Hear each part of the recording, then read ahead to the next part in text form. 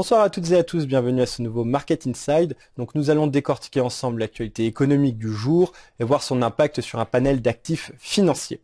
Donc sans plus attendre, nous passons sur la plateforme X Station 5 et débutons notre émission par l'analyse de la paire dollar australien contre yen japonais.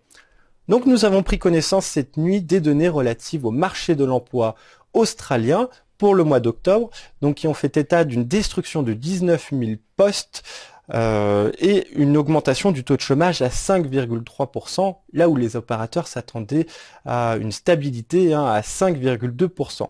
Donc déception des opérateurs qui ont donc vendu le dollar australien. Cette déception a été accentuée lorsque nous avons pris connaissance un petit peu plus tard dans la nuit des données relatives à la production industrielle chinoise qui est en baisse puisqu'elle s'établit à 4,7%. Précédemment, elle s'établissait à 5,8%. De plus, les ventes au détail ont fortement baissé, s'établissant à 7,2% contre une donnée précédente à 7,8%. Donc je vous rappelle que la Chine est le premier partenaire commercial de l'Australie. C'est pour cette raison que les investisseurs ont vendu leur dollar australien et se sont réfugiés sur une valeur refuge sur le Forex par excellence, le yen japonais. C'est pour cette raison que nous avons assisté à ce net repli sur la paire de devises. Concernant le marché français, donc Bouygues a publié ce matin ses résultats financiers concernant les 9 premiers mois de l'année, donc pour ses comptes arrêtés au 30 septembre 2019. Donc forte hausse du titre en début de séance, puisque les résultats ont été très positivement accueillis par les opérateurs.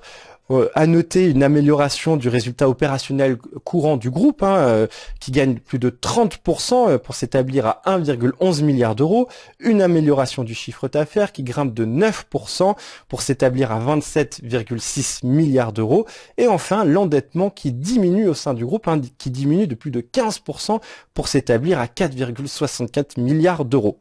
De plus, le groupe a profité de cette annonce pour confirmer ses perspectives pour l'année 2019, mais surtout pour les 2 années à venir, où le groupe espère générer un cash flow libre de 1 milliard d'euros. C'est pour cette raison que nous avons assisté à cette nette envolée du titre en début de séance, qui a ouvert en fort gap haussier, et tout au long de la journée, ce sont des prises de bénéfices qui ont conduit le titre à clôturer sur un gain léger de 1,17%.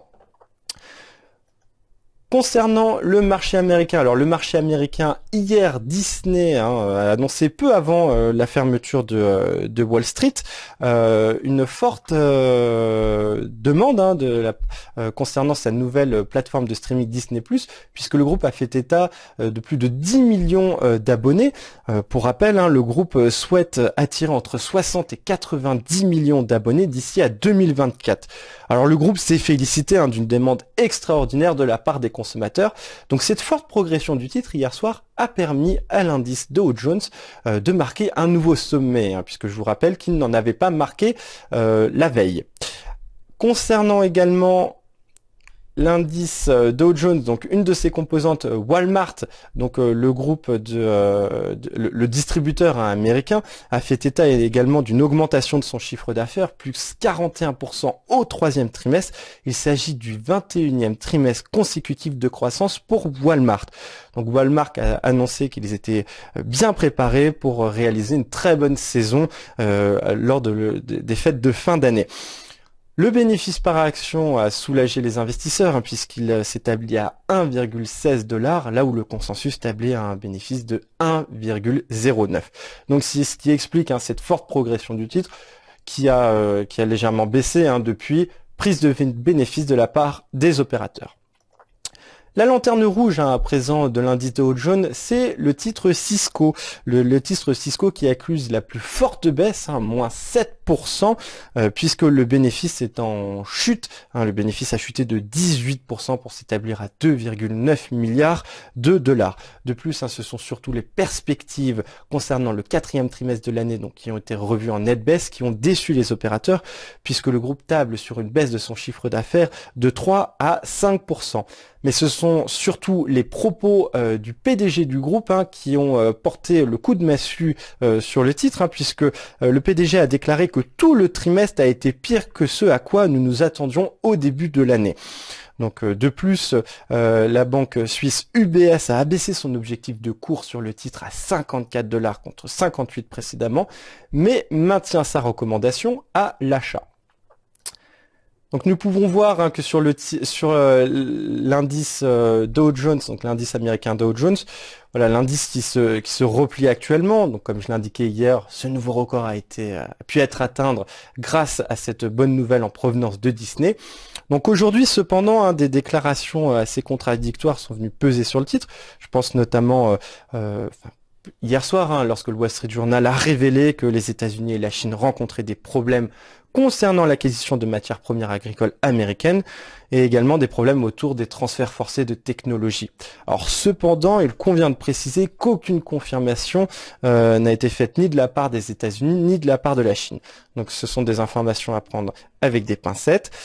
En revanche, l'indice s'est légèrement replié tout à l'heure suite à l'annonce de la Commission américaine qui a dit que si Pékin envoyait des troupes à Hong Kong, eh bien les États-Unis suspendront le statut commercial spécial qui est accordé à Hong Kong. C'est ce qui a pesé sur les cours du Dow Jones, tout simplement parce que les investisseurs craignent un regain des tensions sur le dossier commercial sino-américain, regain de tensions qui se traduit sur les cours de l'or, puisque l'or progresse, notamment suite au discours la veille de Donald Trump, donc mardi soir, discours de Donald Trump, mais hier également suite aux déclarations du Wall Street Journal, et plus récemment suite à cette déclaration de la Commission américaine. Donc l'or qui retrouve les niveaux des 1471 $ l'once d'or, mais cependant la trame de fond reste baissière tant que les indices continuent d'évoluer à la hausse. Pour le moment, ils consolident, mais la trame de fond sur les indices reste haussière.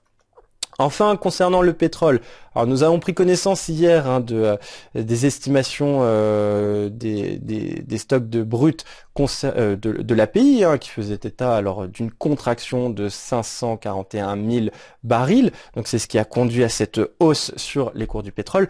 Cependant, nous venons de prendre connaissance à 17 h du rapport du département de l'énergie, département américain de l'énergie, qui a fait état d'une hausse des stocks de 2,219 millions de barils. C'est ce qui maintient cette pression baissière sur les cours du WTI, puisque le pétrole oscille à présent sous les 57 $. De plus, ce qui pèse sur le pétrole, ce sont les dernières déclarations de l'OPEP, puisque selon l'OPEP, la production américaine devrait continuer de croître de plus de 5,3 millions de barils par jour pour atteindre 17,5 millions de barils par jour à l'horizon 2030. Pour le moment, je vous rappelle, les États-Unis produisent 12,6 millions de barils par jour. Je vous remercie d'avoir suivi cette vidéo et je vous donne rendez-vous dès demain pour une nouvelle émission Market Inside. Très bonne soirée à toutes et à tous. Au revoir.